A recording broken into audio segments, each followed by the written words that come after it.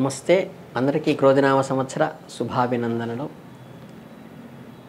ఈ శ్రీ క్రోధినామ సంవత్సరంలో తులారాశి వాళ్ళ ఫలితాలు ఏమిటో ఇప్పుడు తెలుసుకుందాం. తులారాశి అంటే చిత్త 3-4 పాదాలు, స్వాతి 1-2-3-4 పాదాలు, విశాఖ 1-2-3 పాదాలు, ఈ 9 పాదాలు ఉన్న వాళ్ళందరికీ తులారాశిగా ఉంటాం. వీళ్ళకి ఈ సంవత్సరం ఆదాయం 2 ఉంది, వ్యయం దానికి 4 రెట్లు అధికంగా ఉంది. రాజపూజిత 1 ఉంటే అవమానం ఎక్కువ ఉంది. కనుక వీళ్ళు ఆదాయం విషయంలో కానీ రాజపూజిత విషయంలో కానీ కొంచెం ఇబ్బందికరంగానే ఉందని చెప్పవచ్చు. వీరికి గురుడు సప్తమంలో లోహమూర్తిగా ఏప్రిల్ నెలాఖరు దాకా ఉన్నారు. తర్వాత సంవత్సరం అంతా కూడా అష్టమంలో లోహమూర్తిగా ఉండటం జరిగింది. అష్టమంలో గురువు ఉన్నారు. శనేమో సంవత్సరం మొత్తం కూడా పంచమంలో ఉన్నారు, ఉత్తరస్థానంలో రజితమూర్తిగా ఉన్నారు. రాహుకేతువులు షష్టంలోనూ వ్యయంలోనూ 12 రాశుల్లోనూ ఉన్నారు. కనుక ఏంటంటే ఈ రాశి ఫలితాలని అనుగుణంగా చూసుకుని వీళ్ళకి ఈ సంవత్సరం కొంచెం అవమానం ఎక్కువ ఉంది, రాజపూజ తక్కువ ఉంది. అదే ఆదాయం కన్నా వ్యయం కూడా ఎక్కువ ఉంది. కాబట్టి ఆదాయ వరలో సంప్రదించడానికి చక్కగా లక్ష్మీ గాయత్రి కానీ లేకపోతే ఓం శ్రీం శ్రీ అయి నమః అనేటువంటి లక్ష్మీ మంత్రం కానీ శుక్రవారం 100 నిమిషాలు చేసుకుంటే మంచిది. లక్ష్మీ గాయత్రి అంటే ప్రత్యేకంగా ఏం లేదండి. మహాలక్ష్మీ చ విద్మహే విష్ణు పత్నీ చ ధీమహి తన్నో లక్ష్మీ ప్రచోదయాత్ అనేది లక్ష్మీ గాయత్రి. ఎందుకంటే ఈ రుణబాధాలు పెరగనీయకుండా ఖర్చులు నియంత్రణాధరంలో సాగాల్సి ఉండటానికి ఈ లక్ష్మీ గాయత్రి అనేది ఉపయోగపడుతుంది. ఇది స్త్రీ పురుష భేదం లేకుండా అందరూ కూడా ఈ మంత్రాన్ని చేసుకుంటే ఈ సంవత్సరంలో ఉన్న ఆర్థిక ఇబ్బందుల నుండి బయటపడటానికి, విద్యార్థులకి వృద్ధిలోకి రావటానికి ఈ విధానం పాటించాల్సిన విషయం ఎంతైనా ఉంది. ఇక వీళ్ళు కార్మికులకైతే కొంచెం శ్రమ ఎక్కువగా ఉంటుంది. ఈ ఆర్థిక స్వావలంబన ఇంకా వాళ్ళకి తక్కువ ఉంటుంది. కాబట్టి ఈ నిరుద్యోగులు మాత్రం వచ్చిన అవకాశాన్ని సద్వినియోగం చేసుకుని ఉన్నతమైనకి వెళ్ళాలి తప్పితే ఏదో వస్తుంది దానికోసం ఆశించి వృధా చేసుకోవాకండి అవకాశాన్ని. గృహ నిర్మాణ కార్యక్రమాల్లో కూడా తలపెట్టుకున్నటువంటి ఏదైతే వస్తువులు అవి థెఫ్ట్కి గురయ్యేటువంటి అవకాశం కూడా ఉంది. కాబట్టి అవి కొంచెం జాగ్రత్త చేసుకోవటం ఎంతైనా అవసరం. రాజకీయ నాయకులకు కానీ అధికారులు కానీ కొంచెం కత్తి మీద సాములాగా ఈ పదవిలో కానీ ఫేమ్లో కానీ ఇబ్బందులు కలిగేటువంటి అవకాశం కూడా ఉంది. కానీ జాగ్రత్తగా ఉండాలి. ఇక నెల మాస ఫలితాలకి వచ్చినట్లయితే మనం ఏప్రిల్లో గ్రహ సంచారం అంటే దాదాపుగా ప్రతికూలంగా ఉన్నదనే చెప్పవచ్చు. ఆటంకాలు ఎక్కువ ఉంటాయి. ఏప్రిల్ 23వ తారీఖున కుజిని రాసు మార్పు చేత కొంచెం ఆటంకాల నుంచి కొంచెం బయటపడడానికి ఆస్కారం ఉంటుంది. ఏది ఏమైనప్పటికీ కూడా ఒక ప్రణాళిక క్రమబద్ధంగా సిన్సియర్గా ఎఫర్ట్ పెట్టుకుంటూ ఒక ప్రొడక్టివిటీగా చేస్తేనే ఇతరులతో సంయమనం పాటించుకుంటూ వాళ్ళ వ్యవహారాలకు దూరంగా ఉంటూ మనకు కావాల్సినంత వరకే ఇన్వాల్వ్ అవుతూ ఉండాలి. ఆ జాగ్రత్త అవసరము. మే నెలలో వచ్చి ఏంటంటే 1వ తారీఖు నుంచి కూడా కుజుని సప్తమ రాశిలో సంచారం ఉంటారు. పార్ట్నర్షిప్కి ఇబ్బంది కలిగిస్తుంది. 4 గ్రహాల స్థితి అనారోగ్యానికి కానీ వీటి కొంచెం ఆర్థిక ఇబ్బందులకు కానీ వస్తుంది. కనుక ఏంటంటే ఒక్కొక్కసారి అత్యవసర పరిస్థితుల్లో కోర్టు నోటీసులు లేకపోతే అప్పు తీసుకున్న వాళ్ళ నోటీసులు కూడా వచ్చేటువంటి అవకాశం ఉంది. వృత్తి ఉద్యోగం వ్యాపారంలో కొంచెం దానికి డివోటెడ్గా చేయాల్సిన అవసరం ఎంతైనా ఉంది. ఎన్ని సమస్యలు ఉన్నప్పటికీ బాధ్యతని న్యాయంగా ధర్మంగా మీరు నడుచుకున్నప్పుడు భగవంతుడి యొక్క అనుగ్రహం మీ మీద ఉంటుంది.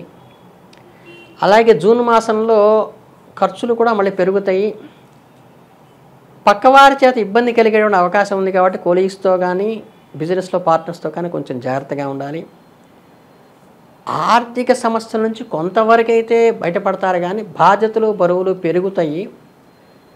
కనుక ఇది కొంచెం గమనించుకోవాలి. ఇక జూలై మాసానికి వచ్చినట్టయితే ఈ రవి శుక్ర సంచారాలు జూలైలో కొంచెం అనుకూలత అక్కడి నుంచి స్టార్ట్ అవుతుంది. కొన్ని చిన్న అచీవ్మెంట్స్ అయితే కూడా మీరు ఏర్పరచుకొని కొంచెం మనోధైర్యంతో ముందుకు వెళ్ళి ఈ స్పెక్యులేషన్ వ్యాపారంలో కూడా కొంచెం ముందు ఉంటారు. బట్ షేర్లు ఎప్పుడు అనేది ఇప్పుడు ఆచితూచి వ్యవహరించిన విషయమే. కాకపోతే కొంచెం జూలై నుంచి మంచి రోజులు వచ్చాయని చెప్పొచ్చు వీళ్ళకి. తర్వాత ఆగస్టులో వచ్చేసరికి రవి కానీ, బుధుడు కానీ, శుక్రుడు కానీ, రాహు కానీ సంచారం ఆ నెలలో కూడా అనుకూలం. జూలై అనుకూలంగా ఉంది, ఆగస్టు అనుకూలంగా ఉంది.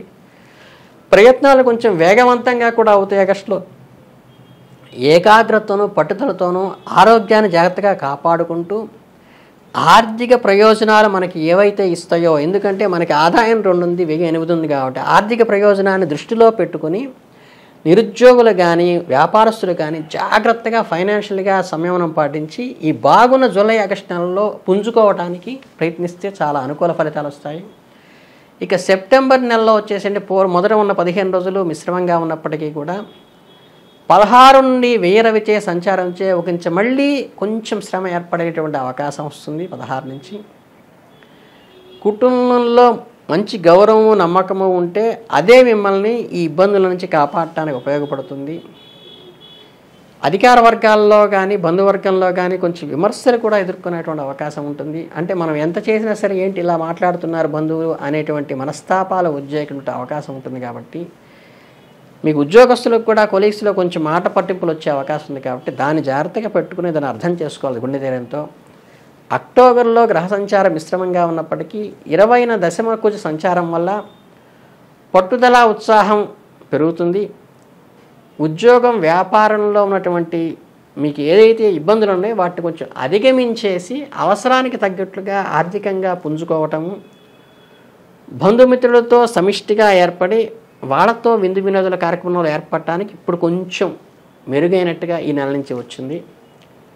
నవంబర్ నెలలో గ్రహ సంచారం తీసుకున్నట్టయితే కనుక ఎక్కువ శ్రమ కండానే, అంటే ఎఫర్ట్ తక్కువ ఉన్నప్పటికీ అనుకూల ఫలితం ఈ నవంబర్లో బాగా ఉంది. ఇప్పటిదాకా శ్రమ ఎక్కువ ఉంది. అప్పటిదాకా మీకు ఆర్థికంగా పుంజుకున్నారు, కొద్దిగా అనుకూలమైంది. తర్వాత ముందుకు వెళ్ళినాయి ఆగస్టు నెలలో. ఇప్పుడు కొంచెం బాగా పుంజుకుని నవంబర్లో ఇంకేంటంటే నూతన వస్తువులు కొనటం కానీ, నూతన పరిచయాల వల్ల కానీ, విద్యార్థులు కనుక ఏదైనా అనుకున్నట్టయితే ఆ లక్ష్యంలో వాళ్ళు చేరుకోవటం కానీ, అచీవ్ అవటం కానీ, ఆ అనుకున్న టార్గెట్ని ఫుల్ఫిల్ చేయటం కానీ వ్యాపారస్తులు ఉంటుంది.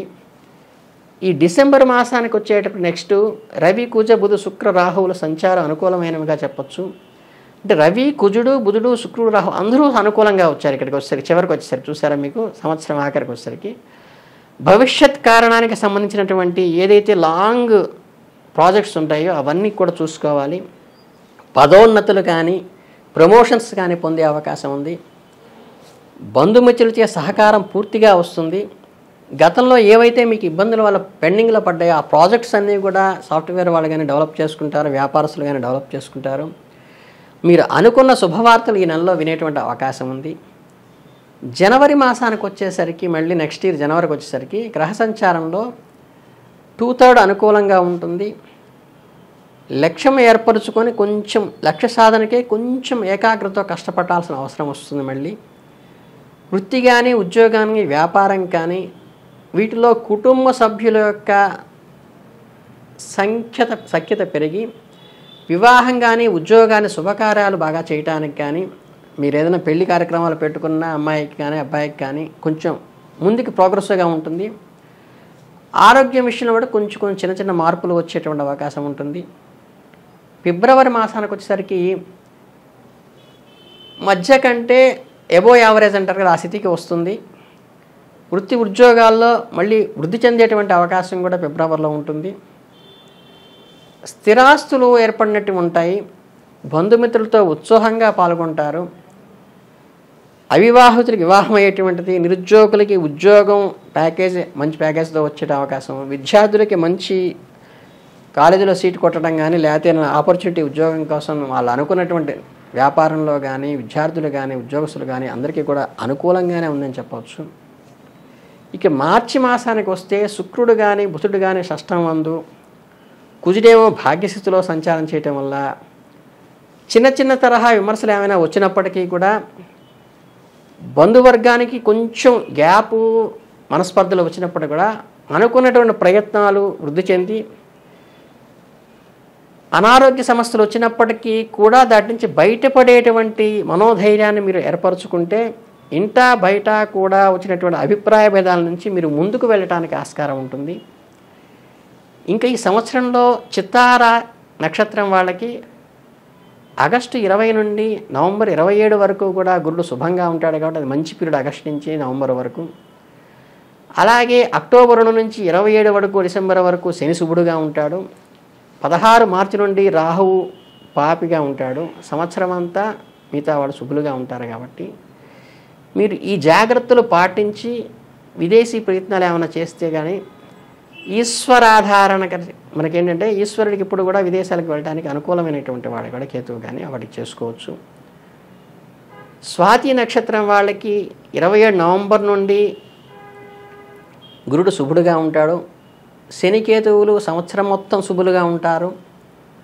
రాహు ఒక్కడే పాపిగా ఉండటం వల్ల కొంచెం అనారోగ్య సమస్యలు వేస్తాయి. ఆరోగ్యం పెద్దపీట వేసుకోవడానికి ట్రై చేయాలి. ఆర్థిక అవసరాలకు ముందు జాగ్రత్తగా పాటించుకుని ముందే సేవింగ్స్ తీసి పెట్టుకోవాలి. ఎందుకంటే ఆడంబరాలకి వ్యయాలకి ఖర్చులు తగ్గించుకుని నవగ్రహారాధన చేస్తే చాలా మంచిది ఈ నక్షత్రం వాళ్ళు. అలాగే విశాఖ నక్షత్రం వారు తీసుకొచ్చే సంవత్సరం అంతా కూడా గురుడు, శని, రాహువు, కేతువు నలుగురు శుభులుగా ఉంటారు. వ్యాపారం వృద్ధి చెందుతుంది. కుటుంబంలో గౌరవం పెరుగుతుంది. ఉత్సాహంతో ఉద్యోగంలో ప్రమోషన్లు, ఉద్యోగంలో పరపతి పెరగటం, ఆఫీసులో అనుకూలంగా ఉండటం అవుతుంది. ఈ చిన్న చిన్న ఏదైనా లోపాలు ఉంటే దానికి కనుక మీరు కార్తికేయ ఆరాధన కానీ సుబ్రహ్మణ్య ఆరాధన కానీ చేస్తే చాలా మంచిది. చక్కగా ఓం నమః శివాయ మంత్రం అనేది ప్రధానంగా చేసుకుంటే మీకు అంతటా కలిసి వస్తుంది.